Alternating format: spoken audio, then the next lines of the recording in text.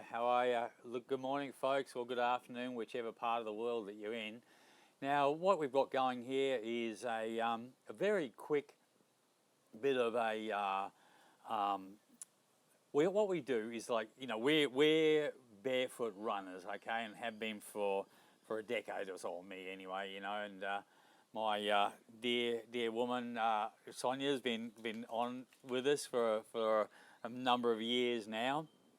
And what we've decided to do is, well, not what we've decided to do, but what's become very obvious, that barefoot running is great in its own project of it teaches you how to run very naturally, okay? It gets your heel strike, and it makes it really worthwhile learning how to do it. But sometimes there's a need for some sort of protection on your feet. Now, what we're going to do, we're going to show you the sort of levels that we consider that we work with. Okay, now over here is dear Sonia. Say hi, and she's going to be our foot model from here. Okay, so what we've got going now is that what we call our obviously that's our barefoot preferred options. Okay, all right, that's obviously now what we're looking at here is that they say, like always move it or lose it. That's our motto. Okay, so with that in place, is that when you're looking for a need for, or an excuse, to not to go out for a run or whatever, it's like, I don't have the shoes, or I don't have this, or et cetera, et cetera. But we all know that's actually a crock of poo, really, So look, you can get out there and just go for a run, barefoot or not. Okay, so when we start talking about this now, as we said, like this is the level one, right? That's the barefoot. Now, next on there is our next level. Okay, now you can, depends on where you are with how you think about these things, but this is a pair of dancing soles that you can pick up from, if you're near a dance agency or anything like that. Okay, and that's something that you can pick up and use, quite easily. They're $25, and yeah, look, they're not going to last forever in a day, right?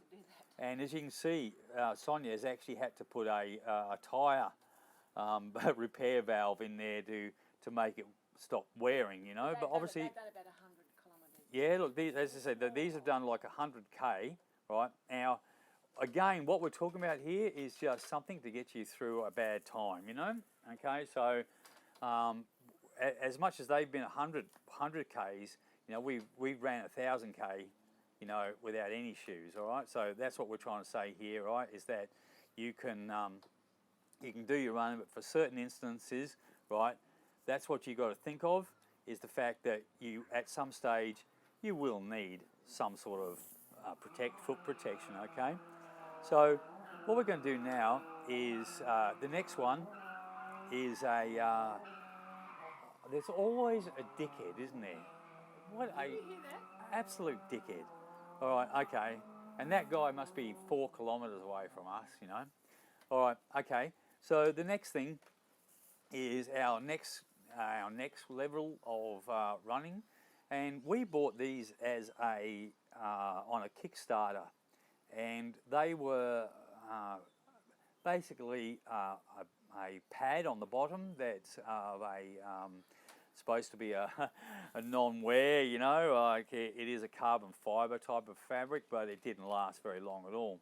Okay, and now they were a really great idea, but unfortunately 5 or 6k and they started wearing out. Okay, so what we've turned them into is, there you go, like this is the actually, look, I say we, look, Sonia did this, she put this she used the bare pad, she cut them down, and on the back there we see how we got, look, obviously we're Australian, so, but this is a knee pad off of a what they call a wetsuit, so it's really tough and it really works, like it has a great great deal of resilience in there. Now these ones are probably what? There's 100k on that, you reckon? Oh, more than that. More than that on that one? Hundreds. Hundreds, yeah, because that's our prototype model, right? Okay. Now the reason I've So- done this is because this keeps falling off. Yeah. But as you can see, there you go, sits on, okay, a bit of modification. But this is like do-it-yourself stuff, you know. So, but they end up being pretty pretty sexy sort of little sandals for it, you know. There you go. Okay. So there you go. That's the let's get sexy type iteration of the Bare pads. Now at the bottom there, like we run over fairly solid, gnarly trails with that. Okay.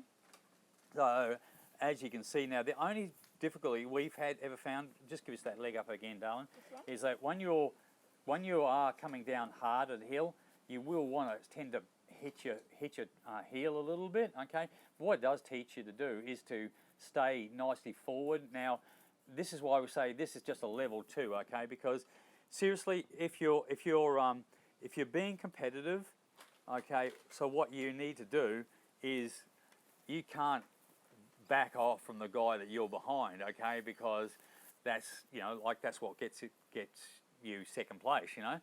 So when you're looking at trying to find a way to stay competitive, you then have to sort of go up to like level 3, okay. Now level 3 becomes these type of shoes here. Now we call them well, obviously we don't just call them, they are called like a Hirashi sandal. Now we've tried many varieties of the Hirashi sandal.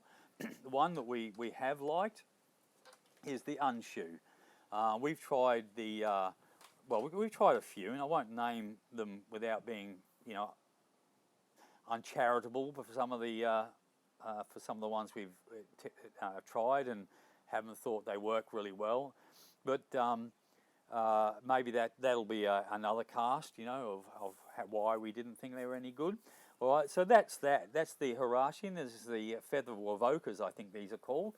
So that's what we'd consider our level 3. That's when you need a bit of tough terrain.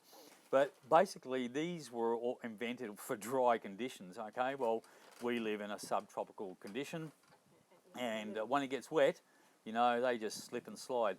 So our third variety, we just go into straight runners, you know, like. But these obviously the Merrill. Now what we talk about with a minimum drop and everything like that is there's the drop from the heel, okay, to the last are exactly neutral, so there's no drop at all. Straight last, big toe box in there, which makes for a good spread of the toes. Now what this does give you is the ability to stay competitive in wet weather. It encourages the neutral pronation of a foot, and if you've been actually training with that minimal running in place, then that sort of shoe is exactly what it's for. It's intelligent wearing of protection, you know. So that's that one. Now that's the one Sonia uses. I have just got the Ultra or Altera, and it's called the Lone Peak, and I'm really impressed with them. They do work. Again, it's a zero lift, and we're really happy with them. Again, though, you know, like I just find, and I bought it more for the trail series coming up, but like all things, it's a shoe, and I get uncomfortable with it. When it comes down to it, yep, we're unabashedly, you know, barefoots, you know, that's us, you know, barefoot runners, you know, and we train that way, you know, while we can do it, we run that way, we believe in it. It's just that it's more comfortable.